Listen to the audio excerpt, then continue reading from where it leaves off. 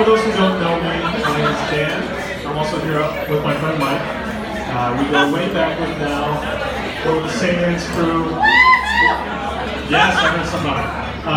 We go way back all the way from like 5th grade. So if we haven't met, it's because Now hasn't introduced us. And when Now introduced me to somebody, she always starts with, "Oh, this is Dan. He was my first date in 5th grade." So. I have a short story about that day, or that time we went on a date in 5th grade. And I will say, that was probably the high water mark. John Wall, becoming a close second. And even today, 25 years later, I don't think I match up to my 10-year-old self. So I just remember when Mike and I were in the same class with Now in 5th grade. I waited to maybe the last week of the school year, before she moved to Japan. And I'm like, oh, I should call this girl, ask her on a date. And I'm like, Doug, my brother, I'm so nervous about calling this girl. So when I'm down this call, just punch me in the stomach while I'm asking her to come hang out. So John, I don't know if you have butterflies in the stomach today, tomorrow. If you need somebody, I'll be there for you.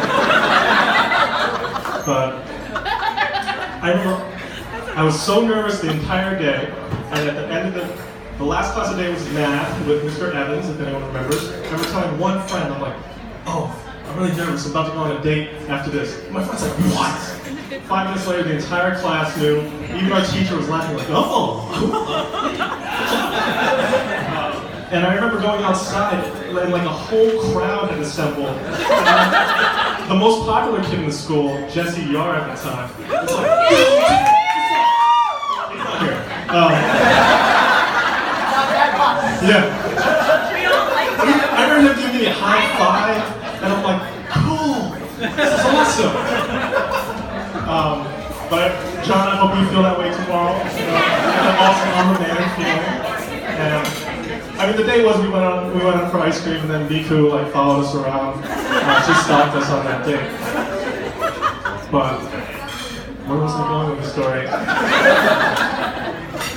If you guys know Now, you guys already know that, she's terrible about losing phones, I think Beck mentioned. And also she probably has more travel woes than anyone you've ever met. Getting on the wrong flight, going to the wrong airport, missing flights, things like that. But somehow you made it here today. So that's good. And so much more. Anyway, John, I know all the girls vetted you pretty, they gave you a hard look, make sure you're all good. Mike and I think we met you one time, we're like, alright, this guy's cool. NBA superstar name, pretty awesome. You give us some marathons. You played ball with us once or twice. You got him a John Wall sweater, welcome to the family. So we approve, definitely. I don't know, Mike, you want to bring it home?